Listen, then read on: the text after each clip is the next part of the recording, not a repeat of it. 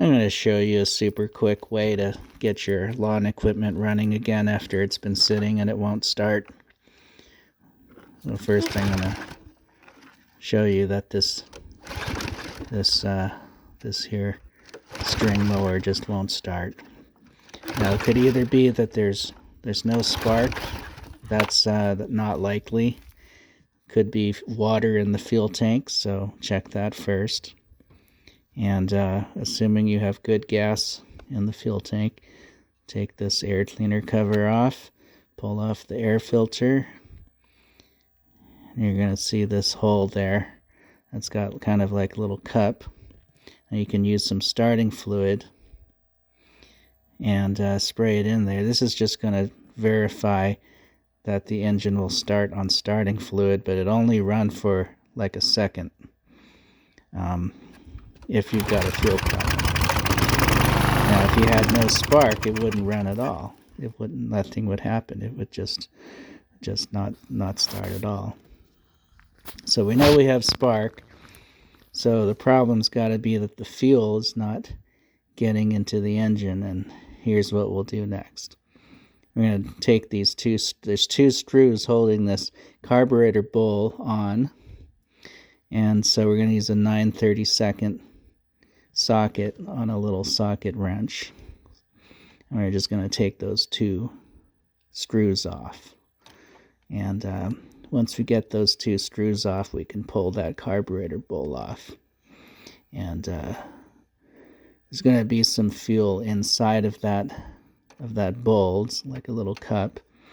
And you're going to want to maybe dump that in a jar or a glass and look to see if you have water in that fuel. So once you get those screws off, you've got to pry off the carburetor bowl. And these plastic carburetors, they fit kind of tight, so you got to pry that off. Now, as you can see, some fuel kind of leaked out there. You're going to want to inspect that fuel. Okay, next you're going to pull off this little white thing in the middle there. That's the jet cartridge. And this is the part that always gets clogged on these carburetors. This thing here. Now, an easy way to do that, to fix this, is to go to eBay or Amazon, and you can order that little cartridge, that whole thing. You can order a whole new one. It's only $8 with shipping. But if you want to just get it running right away, use a little wire or needle, or in this case I'm using a tiny drill bit, and I'm cleaning out these tiny orifices, little jets. Now I'm going to get a can of carburetor cleaner with the straw and just spray it into the orifices, and you'll see the carb cleaner kind of spraying out the other end. Do you see that? So now you know that you have a clear passage there, see?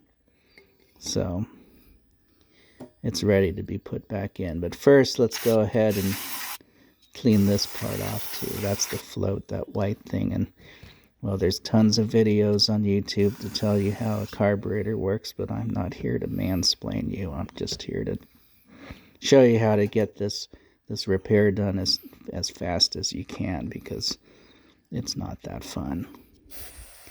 Go ahead and clean that carburetor bowl out, and now take your cleaned jet cartridge and just put it back in there. You have to kind of push pretty hard to get the O-rings to slide back in.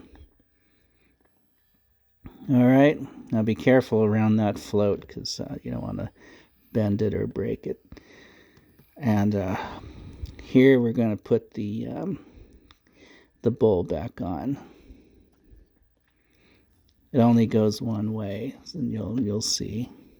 If you try to put it on the other way, it just won't push in.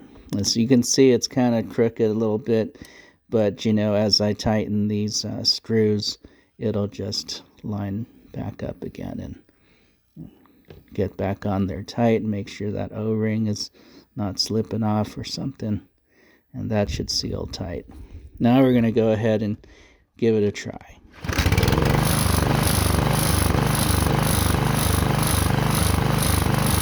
Okay, well, we did.